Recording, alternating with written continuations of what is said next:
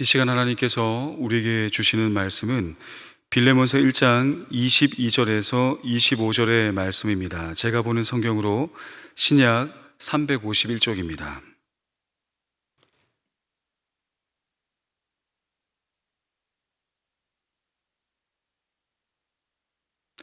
하나님의 말씀을 봉독하겠습니다. 오직 너는 나를 위하여 숙소를 마련하라.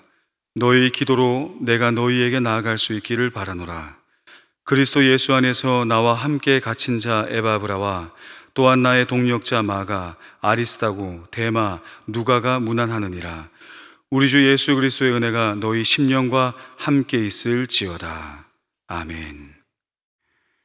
오늘 본문 말씀 빌레몬서 1장 21절부터 25절까지 말씀인데, 우리 1, 2, 3부 예배에는 그동안 4주 동안 빌레몬서 말씀을 1절부터 20절까지 말씀을 설교를 통해서 나누었습니다.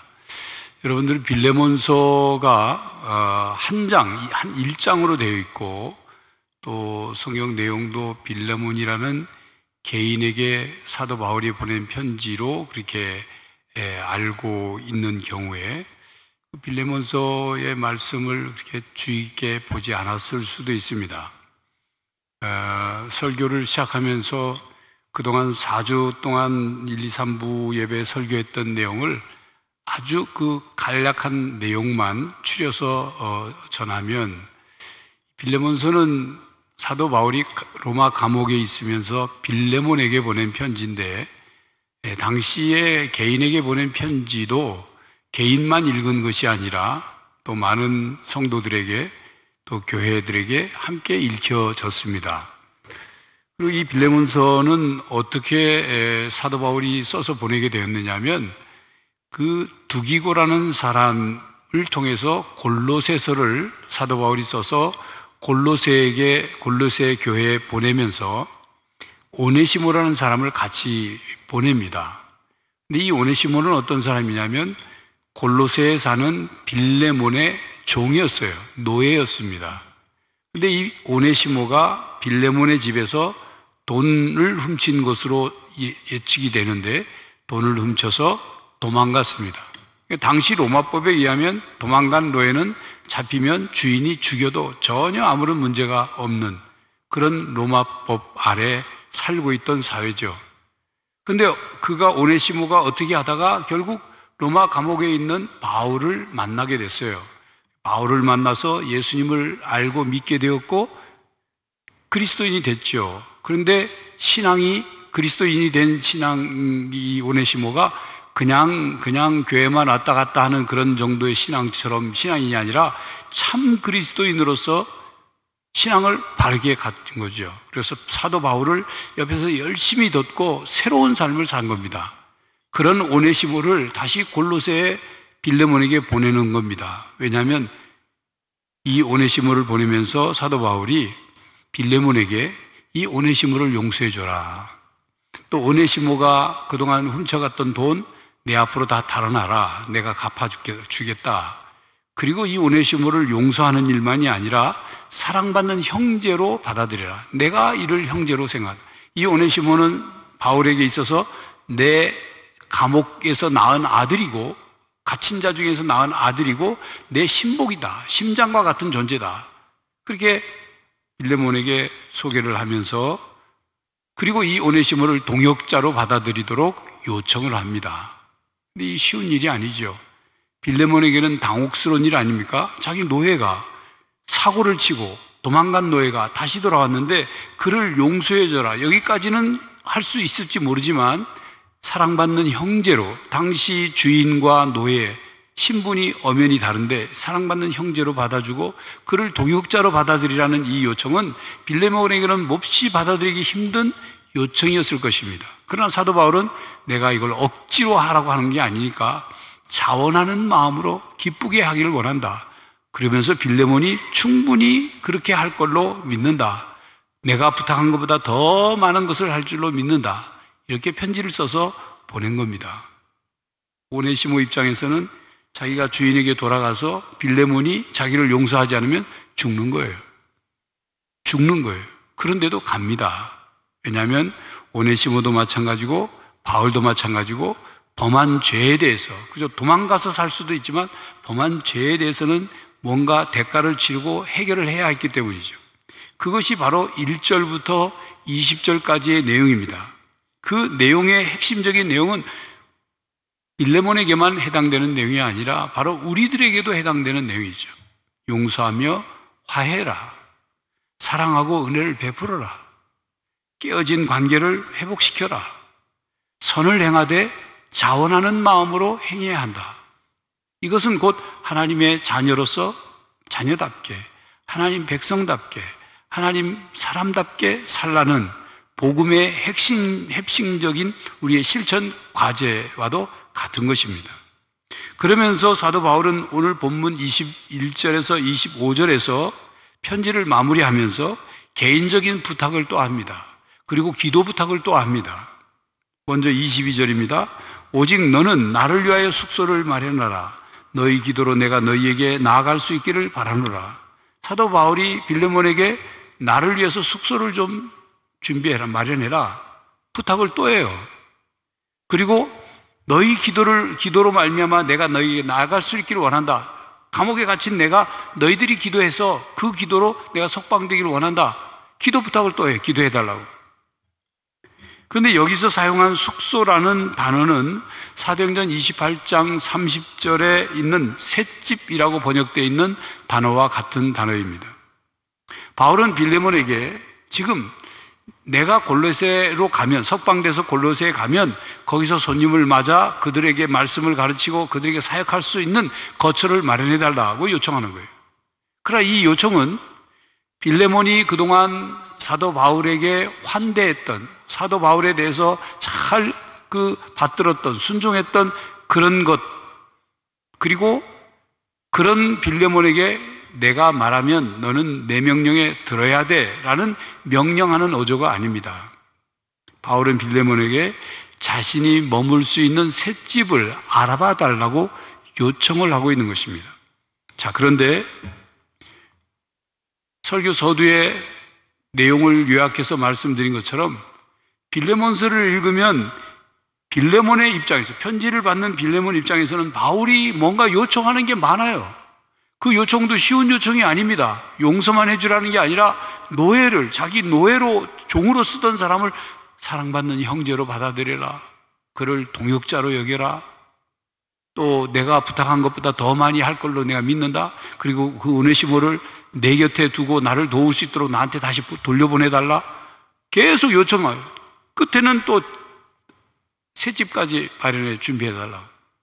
기도 부탁까지. 이 빌레몬서를 어떻게 보면 무슨 편지보다는 청구서 같은 생각이 든단 말입니다. 뭐 요청하는 게 많아요. 빌레몬이 만약에 바울의 편지 내용을 부정적으로 받아들면, 아니 뭐 이렇게 뭐 부탁하는 게 많아, 아니 뭐 이렇게, 이런 생각이 들 수 있는 상황이란 말입니다. 자, 여러분, 이걸 우리에게 적용하면 사도 바울이 여러분에게 이런 편지를 보냈다고 한번 가정을 해봅시다. 그러면 여러분들은 이 편지를 읽으면서 어떤 마음, 생각이 들까요? 아, 사도 바울은 지금 내 형편도 모르고 뭐 이렇게 자꾸 부탁하나? 아니, 내가 오네시모 차라리 내가 얼굴을 안 보면 안 받지, 내가 그를 사랑받는 형제로 받아들여야 돼? 동역자? 아니, 우리 집에 있을 때, 왜냐하면 오네시모가 빌레몬 집에 있을 때는 무익한 자였다, 그렇게 기록하고 있거든요. 그러니까 아마 사고를 많이 친 것 같아요. 빌레몬에게 별로 도움이 안 되고 사고를 치고 뭐 재산을 축내고 그랬는지도 모르죠. 그게 더 주인에게 미움을 받거나 혹은 뭐 어떤 그런 등등 때문에 더 이상 살 수 없어서 도망쳤는지도 모르죠. 자, 그런데 빌레몬이 이것저것 많이 부탁을 받고 그가 어떻게 반응했을까를 한번 생각을 해봅니다. 그리고 이제 오늘 내용을 조금 더 살펴보면 사도 바울이 감옥에서 이거 썼죠. 그러면서 뭘 얘기하냐면, 이 너희들의 기도로 너희에게 나아갈 수 있기를 내가 바란다는 내용을 보면 사도 바울은 자기가 석방될 거라고 생각한 거예요. 석방될 거라. 그래서 골로새에 가면 이런 계획을 가지고 이런 사역을 해야 되겠다 하고 계획을 짠 것으로 보여져요. 그런데 사도 바울이 지금 로마의 감옥에 갇혀 있으면서 어떻게 이런 기대와 생각을 할 수 있었을까? 그것은 많은 사람들이 사도 바울의 석방을 위해서 애를 쓰고 있기 때문에, 줄이 있고 빽이 있고 뭔가 있기 때문에 그런 게 아닙니다. 사도 바울의 중심에는 수천 킬로 떨어져 있는 바로 그곳에서 사도 바울을 위해서 기도하는 중보 기도자들이 있기 때문에 그것을 확신으로 삼고 기대하고 있던 것입니다. 그리고 여기에서 너희에게라고 표현한 것은 너라고 하지 않고 빌레몬에게 편지를 하면서 너희에게라고 한 것은 당시 이 편지를 여러 사람들이 함께 읽는 개인만이 아니라 골로새 교회 교인들이 함께 읽을 것을 대상으로 있기 때문에 그렇게 표현한 것입니다. 그렇습니다. 사도 바울은 언제나 중보 기도의 중요성을 알았어요. 그래서 늘 서신을 보면 사도 바울이 너희를 위하여는 쉬지 않고 하나님께 감사하며 기도한다, 이런 고백들이 있죠. 뿐만 아니라 사도 바울도 그들을 위해 기도하지만 그들에게도 사도 바울을 위해서 기도해달라, 중보 기도할 것을 요청을 하고 부탁을 합니다. 사도 바울은 자신이 석방될 것을 기대했는데 그 석방이란 자신이 결백하고 자신의 무죄가 드러나고 자신의 승리를 위해서가 아니라 하나님 나라와 성도들의 유익을 위해서 내가 석방되는 것이 좋겠다, 석방을 기대했던 거예요. 빌립보서 1장 21절에 보면 바울은 그리스도를 위한 것이라면 자신이 사는 것도 유익하고 죽는 것도 유익하다고 생각했습니다. 그리스도를 위한 것이라면 자신이 감옥에 갇혀 있는 것도 유익하고 감옥에서 풀리는 것도 유익하다고 그랬어요. 그러니까 하나님이 어떤 뜻이 있다면, 하나님이 허락해 주시기만 한다면 바울은 다시 골로새 교회에 가서 골로새 교인들에게 그들의 영적인 유익을 위해서 뭔가 사역을 하게 될 것을 기대했던 것입니다. 그는 모든 면에서 자신의 영광이 아니라 아버지의 영광을 구했던 예수님의 모습을 닮은 그런 모습을 보이고 있는 것입니다. 바울은 하나님 나라를 확장하고 하나님의 백성들을 섬기는 일에 자신의 모든 인생을 바쳤습니다. 이에 하나님 나라를 위해서 그리고 성도들을 위해서 빌레몬에게 부탁을 하는 거예요. 자신의 육신의 영달을 위해서가 아니라 자신의 유익을 위해서 아니라 하나님 나라와 교회를 위해서 빌레몬에게 너에게 이걸 부탁한다, 너에게 이걸 요청한다, 너에게 이걸 권면한다. 그리고 그렇게 부탁과 함께 빚을 지고 있는 것입니다. 우리는 서로 사랑의 빚을 지고 삽니다. 어떤 사람은 자신은 사랑의 빚을 지는 것, 그건 굉장히 부담스럽다. 나는 다른 사람에게 피해 주고 싶지 않아, 짐을 지우고 싶지 않아, 다른 사람에게 짐을 주고 또 사랑의 빚을 지는 것은 마치 내가 죽을 맛이야, 그렇게 생각하는 사람이 있죠. 그런 이유로 자신은 다른 사람에게 전혀 짐을 주거나 부담을 주거나 또 사랑의 빚을 지고 있지 않고 있는 것처럼 생각할 수 있습니다. 그러나 여러분, 자신과 주위를 자세히 그리고 깊이 들여다보십시오. 이 세상 사는 사람들은 누구나 다른 사람의 사랑의 빚을 지지 않고 사는 사람은 아무도 없습니다. 본인은 아닌 것처럼 살지만 다 알게 모르게 다른 사람에게 빚을 지고 살고 있어요. 그런 면에서 본다면 이 세상 사람들을 두 종류의 사람으로 구별할 수 있습니다. 한 종류는 사랑의 빚을 지고 살면서 내가 다른 사람에게 사랑의 빚을 졌으니 내 그 사랑의 빚을 갚으며 살아야 되겠다, 사랑을 베풀며 살아야 되겠다고 하는 사람이 한 종류 있다면, 다른 종류는 사랑의 빚을 지고 살면서도 자신은 마치 사랑의 빚을 안 지고 사는 사람처럼 사랑을 베풀지 않는, 사랑의 빚을 갚으려고 하지 않는 그런 사람의 종류가 있다는 것입니다.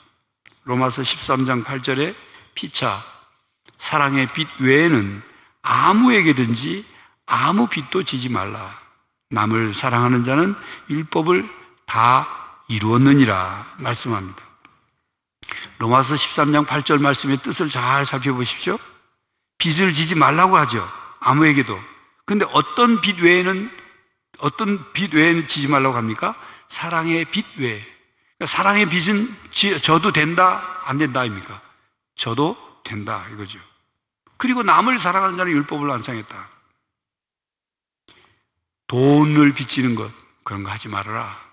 그러나 사랑의 빚은 져도 된다. 우리가 알게 모르게 다른 사람들에게 사랑의 빚을 다 지고 살 수밖에 없는 존재이기 때문에 그걸 알고 사랑의 빚을 지는 것에 대해서 너무 죄스럽게 생각하지 말고 사랑의 빚을 지는 사람에 대해서도 마치 자신은 사랑의 빚을 안 지고 사는 사람처럼 착각하지 말고 사랑을 베풀며 살라는 겁니다. 여러분, 우리가 이 세상을 사는 동안, 그리스도인들이 성도로서 이 세상을 사는 동안 성도와 성도 간의 교제, 이건 빼놓을 수 없습니다. 나는 나 혼자 신앙생활 잘해야지, 다른 사람 만나지도 말고 다른 사람 없어도 나는 오로지 하나님 앞에 혼자서 신앙생활 잘하면 돼? 천만에요. 혼자서 신앙생활 잘할 수가 없습니다. 어떻게 혼자서 신앙생활 잘해? 무교회주의자들이 그런 사람들이 있거든요. 교회 사람들끼리 모인 곳에 죄도 있고 이러니까 각자 하나님 앞에 각자 성경 읽고 각자 기도하고 무교회주의자들이 있어요. 그렇게 해서 신앙이 정말 성장할까요? 그리고 신앙이라는 것이 혼자 하나님 앞에 그저 묵상하고 기도하는 게 전부입니까? 하나님 나라를 건설해야 되잖아요. 어떻게 혼자서 하나님 나라를 건설합니까? 성도의 교제라는 것은 곧 서로 사랑의 빚을 지면서 사는 것입니다. 그래서 성도가 신앙생활하면서 서로 신앙을 굳건하게 세워주고 또 서로 더 온전한 사람이 되도록 도와주고 또 하나님 나라와 교회를 위해서 함께 협력하여 수고하고 봉사해야 되는 거죠. 그러기 위해서는 어떻게 됩니까? 서로 도와야 하는 거예요. 서로 위로하고 격려해야 돼요. 서로를 위해서 기도해 줘야 돼요. 서로 협력해서 주의 몸된 교회와 하나님 나라를 더 바르게 섬길 수 있도록 해야 하는 것입니다. 그러므로 서로 나누고 베풀고 사랑을 베풀고 사랑의 빚을 지고 서로 지고 사랑의 빚을 지고 받고 하는 겁니다. 그것이 시간이든 물질이든 재능이든 영적인 은사든 그 무엇으로도 서로 사랑을 베풀고 사랑의 빚을 지는 겁니다.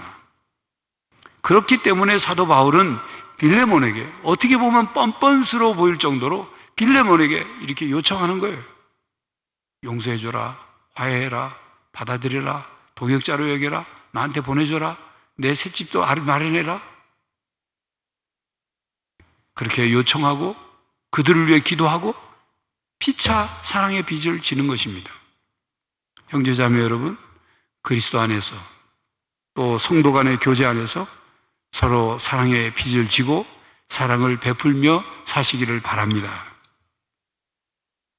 빌레몬서에 등장하는 바울과 빌레몬과 오네시모 뿐만 아니라 오늘 본문 23절, 24절에 등장하는 에바브라, 마가, 아리스타고, 데마, 그리고 누가, 그리고 골로새 교회 교인들 모두가 사랑의 빚을 지고 살고 있었습니다. 바울은 편지를 마무리하면서 자신과 함께 로마에 있는 지금 에바브라, 마가, 아리스타고, 데마, 누가 그들에게 초점을 넘겨서 그들의 문안 인사를 골로새 교회에 있는 그 빌레몬과 빌레몬 가족 집에 있는 교인들에게 전하고 있습니다. 23절, 24절이죠. 그리스도 예수 안에서 나와 함께 갇힌 자 에바브라와 또한 나의 동역자 마가 그리고 아리스타고, 데마, 누가가 문안하니라.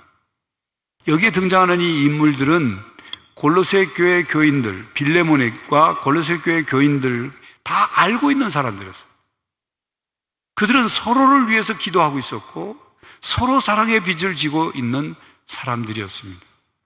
23절의 에바브라는 골로새 교회에 잘 알려진 인물이죠. 그는 바울이 에베소에 거하는 동안 그때 골로새 교회를 세웠어요. 에바브라가. 근데 그 에바브라는 바울이 에베소에 있을 때 바울을 통해서 예수님을 알고 믿고 그리고 신앙생활을 시작했습니다. 그리고 골로새, 고향인 골로새로 돌아와서 교회를 세운 거예요. 그러므로 빌레몬과 그 집에 있는 모든 교인들이 이 에바브라를 잘 알고 있었습니다.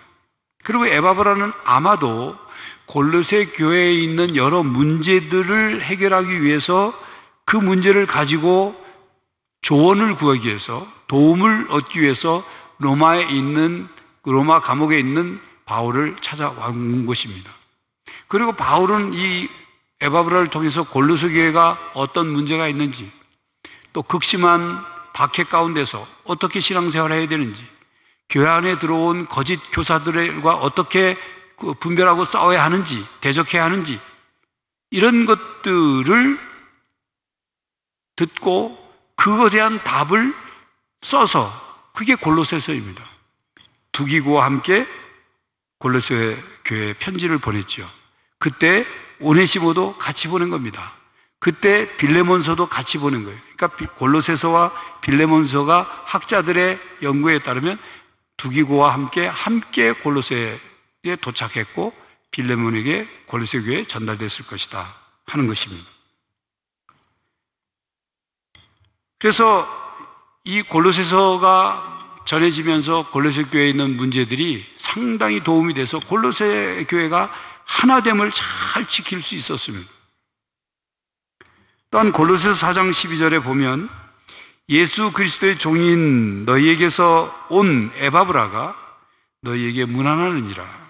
그가 항상 너희를 위하여 애써 기도하여 너희로 하나님의 모든 뜻 가운데서 완전하고 확신 있게 서기를 구하나니 말씀하죠.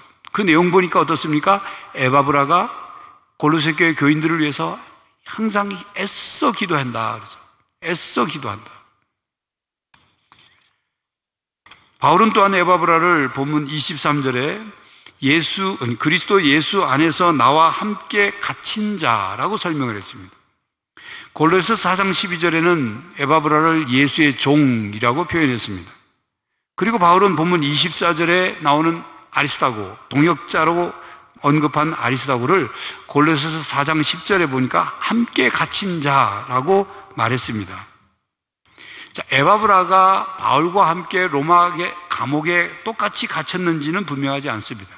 그러나 학자들은 이 에바브라와 24절에 나오는 아리스다고가 골로새에 있는 편지에 언급한 것처럼 뭔가 갇힌 자라고 표현한 것처럼 그들이 사도 바울을 돕기 위해서 똑같이 감옥에 갇히지는 않았지만 바울이 받고 있는 것과 같은 제한, 가택 연금 생활을 함께 하고 있었을 것으로 추정하는 것이죠. 이러한 헌신은 그리스도께 대한 헌신과 복음으로 인해 얼마나 깊은 동역의식을 그들이 가지고 있었는지를 알 수가 있습니다. 또 그리스도 예수 안에서 나와 함께 갇힌 자라는 표현은 그리스도 예수 안에서 나와 함께 붙잡힌 자라는 뜻의 은유적 표현이다. 그렇게 해석하는 분도 있습니다. 여하튼 에바브라는 복음을 위해서 동역자 의식을 가지고 사도 바울과 함께 고난에 동참한 사람입니다. 24절의 아리스다고는 사도행전 19장에 나와 있는데 에베소인들이 아데미 여신을 섬겼는데 그 아데미 여신을 섬기는 신앙이 기독교의 영향에 따라서 위협을 받게 되니까 결국은 소동을 피웠어요. 그래서 이 아리스다고는 마게도냐에서 바울과 함께 갔는데 그 가이오와 아리스다고라는 두 사람을 그 에베소 사람들이 붙잡아가지고 연극장으로 끌고 갔던 거죠. 그곳에서 막 난폭하고 비이성적인 폭도들이 얼마나 난리를 치고 위협을 했든지 죽일 것처럼 위협을 했든지 그 고통을 다 겪었습니다. 아리스다고는 뿐만 아니라 아리스다고는 후에 바울과 함께 예루살렘과 로마까지 동행을 했죠. 다시 말하면 함께 동행하며 함께 고난을 겪은 사람이라 그 말입니다. 여러분, 이 사실로부터 우리는 복음과 사도 바울을 위한 에바브라와 아리스다고의 헌신을 알 수 있습니다. 그러므로 우리는 그들의 삶을 속에서 담긴 신앙과 헌신을 본받을 수 있기를 바랍니다. 24절에 언급된 마가는 예루살렘 초대교회에 속했던 인물이죠. 베드로와 다른 사도들을 잘 알고 있었습니다. 우리가 아는 것처럼 마가 다락방, 그 다락방의 그 집의 아들이 마가라 부르는 요한이죠. 그는 가장 먼저 예수님의 생애와 사역을 기록한 마가복음을 썼습니다. 그는 바나바와 바울과의 일행과 만나서 유대에 있는 교인들에게 선금을 전달하는 일도 했습니다. 사도행전 12장 25절이죠. 바나바와 사울이 부조하는 일을 마치고 마가라 하는 요한을 데리고 예루살렘에서 돌아오니라. 그는 비록 중간에 예루살렘으로 되돌아갔지만 바울의 1차 선교 여행을 함께 했습니다. 그가 중간에 고향 예루살렘으로 말도 없이 휙 돌아간 것 때문에 바울과 바나바 사이에 분쟁의 씨앗이 됐죠. 그래서 한동안 바울은 마가를 믿지 못할 사람으로 여겼습니다. 그렇지만 후에는 바울과 마가의 관계가 회복이 되었고 본문에서 볼 수 있듯이 바울과 함께 로마에 있고 사역을 하였습니다. 나중에 마가는 바울에게 유익한 사람이 되어서 말년에 이른 바울이 디모데후서 4장 11절에 디모데에게 그가 나의 일에 유익하니라 그렇게 말했어요. 그리고 마가를 데리고 오기를 부탁했습니다. 그러니까 바울은 빌레몬에게 오네시모를 용서해라, 화해해라, 사랑을 베풀어라 그렇게 말하지 않고 바울 자신도 마가에 대해서 용서하고 사랑을 베푼 겁니다. 마가의 허물을 덮은 거죠. 그리고 합력하여 선을 이루시는 하나님의 일에 함께 사역을 한 것입니다. 그 다음에 데마라는 인물이 나오는데 이 데마의 삶은 참 슬픈 자욱이 남아 있습니다. 바울은 그를 동역자라고 여겼고 역시 골로새서에 그의 이름이 언급되어 있습니다. 그가 헌신적으로 열심히 섬겼던 것은 분명합니다. 그러나 그에게 무언가 어떤 일이 벌어졌어요. 한동안 복음을 위해서 열심히 섬기고 바울에게 신실했던 그가 바울이 말년의 사형을 기다리고 있을 때 데마는 세상을 사랑하여 바울을 버리고 떠나갔습니다. 디모데후서 4장 10절 상반절이죠. 데마는 이 세상을 사랑하여 나를 버리고 데살로니가로 갔고, 데마에게 어떤 일이 일어났는지는 분명하지 않지만 분명 안전에 대한 불안이나 어떤 유혹을 받았던 것으로 추측이 됩니다. 데마는 복음 전파 사역을 위해서 좋은 출발을 했죠. 그리스도와 교회를 섬기는 일에 진보를 보였던 것, 그건 분명합니다. 그러나 그 좋은 출발과 진보가 끝을 맺질 못했어요. 계속되질 못했어요. 끝까지 가지 못했던 겁니다. 안타까운 일이 아닐 수 없죠. 여러분, 중간에 포기하고 마지막까지 다시 정리하지 못하면 모든 출발과 진보가 무효화됩니다. 신앙이 시작되었지만 끝까지 신앙이 유지되지 않는다면 하나님 나라에 들어갈 수 없는 거예요. 청년 형제 자매 여러분, 지금 여러분들이 신앙생활을 잘 하고 있지만 앞으로 살아가면서 그 어떤 상황이 닥쳤을 때 남편, 시댁이 기독교 신앙을 반대한다든지, 또는 아내가 신앙생활하는 것을 반대한다든지, 또 혹은 직장에서 뭐 어떤 상황에 벌어져서 인생의 어떤 일을 만났을 때 그때 신앙을 끝까지 지키지 못하고 신앙을 버리고 세상으로 돌아간다면 그것은 하나님 나라의 영생이 없는 겁니다. 아무리 신앙으로 출발해서 열심히 하나님 나라와 교회를 섬기고 열심히 봉사했지만 그것이 끝까지 이어지지 않는다면, 신앙을 포기하고 세상으로 돌아가 버린다면 그것은 하나님 나라에서 그 어떤 상급이 없는 거예요. 다만 신앙을 저버린 책망만이 기다리고 있는 것입니다. 바울은 누가라는 인물도 언급을 하죠. 자신의 동역자로 여겼습니다. 의사로 훈련받은 그는 문장력이 뛰어났고 지 줄줄 모르고 일하는 일꾼이었습니다. 그는 그리스도의 생애와 사도들의 행적과 초대교회 성장에 관한 역사를 기록했습니다. 그 성경이 뭡니까? 누가복음과 사도행전입니다. 그는 바울과 함께 여기저기를 다니며 그리스도와 교회를 섬기고 사도를 도왔습니다. 말년에 바울이 로마 법정에서 마지막 재판을 받고 있는 동안 모든 사람들이 그의 곁을 떠났습니다. 고향으로 돌아가야 했기에 간 사람도 있고, 세상을 향하여 그 세상을 사랑하여 떠난 사람도 있고, 또 여러 가지 이런저런 이유로 다 떠나갔습니다. 그때 바울은 디모데후서 4장 11절에 이렇게 썼습니다. 누가만 나와 함께 있느니라. 믿을 만한 성품을 지닌 누가는 잔악한 네로의 사형 선고로 바울이 숨을 거두는 마지막 순간까지 그와 함께 있었습니다. 사형 집행자의 칼이 땅에 떨어지는 순간까지 아마 그 자리를 지켰을 것입니다.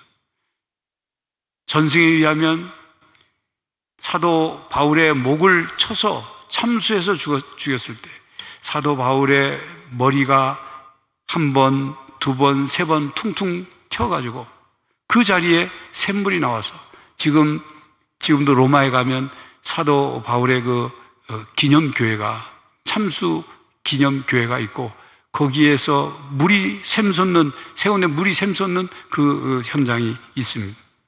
그 현장 끝까지 누가가 함께 했던 거죠.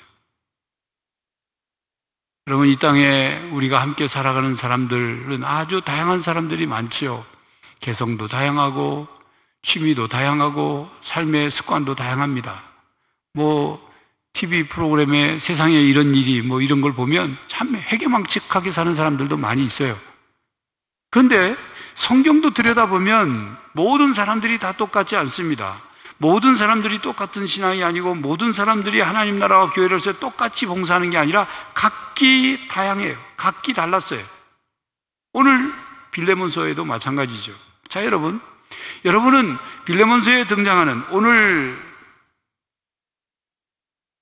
에바브라, 아리스타고, 데마, 마가, 누가 이런 인물들,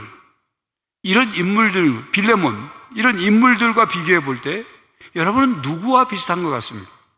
여러분은 빌레몬처럼 용서하고 화해하고 은혜를 베풀며 사는 사람입니까? 아니면 여러분은 에바브라와 아리스타고처럼 고난을 끝까지 함께 참여하는 그런 사람입니까? 아니면 중간에는 포기하고 돌아갔지만 다시 회복해서 제자리에 돌아와 열심히 사역하는 마가와 같은 사람입니까? 아니면 누가처럼 처음부터 끝까지 함께하는 그런 사람입니까? 그러나 여러분이 결코 비슷해서도 닮아서도 안 되는 사람이 있죠. 누굽니까? 데마입니다. 시작은 좋았지만 결국 세상을 사랑하여 가버린 그런 데마와 같은 사람이 되어서는 안 될 것입니다. 사도 바울은 이 빌레몬서 편지를 할 때 3절에 하나님 우리 아버지와 주 예수 그리스도로부터 은혜와 평강이 너희에게 있을지어다, 이렇게 빌레몬과 그의 가족을 향한 축복 기도를 했습니다. 편지를 마치는 마지막 25절에 우리 주 예수 그리스도의 은혜가 너희 심령과 함께 있을지어다, 그렇게 축복합니다. 바울 서신에는 은혜와 평강이 관용구처럼 나옵니다. 근데 바울 서신만이 아니라 베드로 서신에도 보면 은혜와 평강이, 사도 요한이 쓴 요한일서 2서 3서를 보면 은혜와 평강이, 요한계시록에도 보면 은혜와 평강이 있기를 축복합니다. 은혜와 평강이라는 이 두 개의 단어가 도대체 어떤 의미, 어떤 신앙적인 내용이 있길래 이 두 단어가 같이 나오는 걸까요? 왜 나란히 나오는 것일까요? 은혜란 받을 자격이 없는 죄인에게 주시는 하나님의 무조건적인 사랑입니다. 특별히 십자가 은혜로 죄와 허물로 죽은 우리를 구원해 주시는 그 은혜. 우리는 우리는 이 은혜로 신앙을 갖게 됐는데, 이렇게 복음은 은혜로 시작됩니다. 하나님의 은혜를 받아 믿음 생활을 시작하게 됩니다. 하나님의 은혜를 깨닫고 하나님의 은혜를 누리면서 신앙생활을 합니다. 여기서 하나님의 은혜란 구원의 은혜지요. 우리가 연약할 때, 우리가 아직 죄인 되었을 때, 우리가 하나님과 원수 되었을 때 죄와 허물로 죽은 우리들을, 죄와 허물로 죽을 뻔이 아닙니다. 죽었어요. 우리는 이미. 죽은 우리들을 예수 성자 예수님께서 우리 대신 십자가에 죽으심으로 우리의 죄를 대신 담당하시고 우리로 죽음의 권세에서 우리를 구원해내셨습니다. 이 사실을 믿는 우리들이 하나님의 자녀가 되고 하나님 나라 백성이 되었어요. 영생을 얻게 되었습니다. 이것이 하나님의 은혜입니다. 우리에게 베푸신 하나님의 은혜예요. 이 하나님의 은혜를 받은 우리는 신앙생활을 통해서 우리 안에 하나님의 평강이 임하게 되는 것을 경험합니다. 평강이란 하나님을 통해 주어지는 영혼의 만족, 하나님과의 화목, 삶의 조화와 균형과 평화입니다. 신앙이 성장하고 또 깊어질수록 하나님의 평강이 더 풍성해져요. 이처럼 하나님의 은혜의 결과가 평강입니다. 하나님의 은혜, 주 예수 그리스도의 은혜가 있는 곳에 평강이 임합니다. 은혜는 원인이고 평강은 결과입니다. 하나님의 은혜를 씨앗이라고 비유한다면 하나님의 평강은 꽃이요 열매인 것입니다. 그러므로 오늘 본문 25절에 우리 주 예수 그리스도의 은혜가 너희 심령과 함께 있을지어다 라고 축복하는 것은 오직 예수님의 은혜를 통해서만이 빌레몬이 오네시모를 용서하고 사랑할 수 있기 때문에 그리스도의 은혜가 마음속에 심령에 있기를 축복했던 거예요. 오직 예수님의 은혜가 빌레몬의 심령 속에 함께 하실 때 빌레몬은 바울이 요청한 것보다 더 많은 것을 할 수 있게 되기 때문이죠. 오직 예수님의 은혜가 빌레몬의 심령과 함께 하실 때 빌레몬은 바울의 요청을 자원하는 마음으로, 기쁜 마음으로 할 수 있는 거예요. 그 힘들고 어렵고 부담되는 일이지만 그 일을 자원해서 하고 한 이후에도 힘들고 부담스러운 것이 아니라 마음의 평강을 유지할 수 있기 때문인 거예요. 빌레몬에게는 이 25절에 우리 주 예수 그리스도의 은혜가 너희 심령과 함께 있을지어다, 이 축복 기도가 특별한 의미가 있었을 것이죠. 참으로 감정적으로 보면 그 오네시모에 대해서 불쾌하고 아주 그냥 이 화가 치밀어 오르는 일이지만 바로 주 예수 그리스도의 은혜를 받은 빌레몬은 그 은혜로 인해서 그 해결하기 어려운, 극복하기 어려운, 감당하기 어려운 일들을 감당할 수 있었던 것입니다. 우리가 그리스도의 은혜를 받았으면 그 은혜가 우리의 심령 속에 함께 있고 또한 그 은혜가 또 다른 이에게 베풀어져야 합니다. 그리스도의 은혜는 샘물과 같습니다. 여러분, 샘물은 어떻습니까? 샘물을 한 바가지 이렇게 한 컵 푸면 없어지고 맙니까? 아니죠. 다시 또 샘물이 솟아나죠. 바로 그리스도의 은혜는 우리가 그리스도의 은혜를 받았고 그 받은 은혜를 퍼서 그것을 나누고 베풀면 우리 안에 새로운 은혜가 채워지는 것입니다. 그러므로 주 예수 그리스도의 은혜가 그리스도인의 심령에 함께 하심으로 하나님께서 주시는 평강도 함께 있기를 바랍니다. 우리 주 예수 그리스도께서는 모든 은혜의 근원이십니다. 우리를 향한 하나님의 선하심은 항상 예수 그리스도를 통해서 우리에게 흘러들어옵니다. 여러분, 우리의 신앙은 하나님의 은혜로 시작하여 그 은혜가 우리 안에서 멈추지 말아야 합니다. 사그러지지 않게 해야 합니다. 메마르지 않게 해야 하는 것입니다. 주 예수 그리스도의 은혜가 우리의 심령에 함께 하심으로 우리 안에 하나님의 평강이 계속되어야 합니다. 그 평강이 사라지지 않아야 합니다. 평강이 충만해져야 합니다. 그리하여 주 예수 그리스도의 은혜가 우리의 삶을 주장하고 우리를 다스리시고, 그래서 우리가 하나님의 자녀답게, 하나님 백성답게 살아가야 하는 것입니다. 주 예수 그리스도의 은혜가 여러분의 안에 함께 하심으로 복음적인 삶을 살아가는 형제 자매들이 되시기를 간절히 바랍니다. 기도하겠습니다. 하나님, 이 땅을 살아가며 저희들 감당하기 어렵고 복잡하다는 일들을 겪지만, 그러나 언제나 우리의 중심과 자세가 하나님의 자녀답게, 하나님 백성답게 살게 하시고, 그러기 위하여 먼저 주 예수 그리스도의 은혜가 우리 가운데 충만히 임하고 그리스도의 평강이 우리 가운데 가득하여서 언제나 용서하고 사랑하고 은혜를 베풀 수 있게 해주시고, 또 선한 일을 자원해서 할 수 있게 해주시고, 끝까지 고난을 겪으며 그 고난에 승리하며 살게 하여 주시옵소서. 예수 그리스도의 이름으로 기도하옵나이다. 아멘.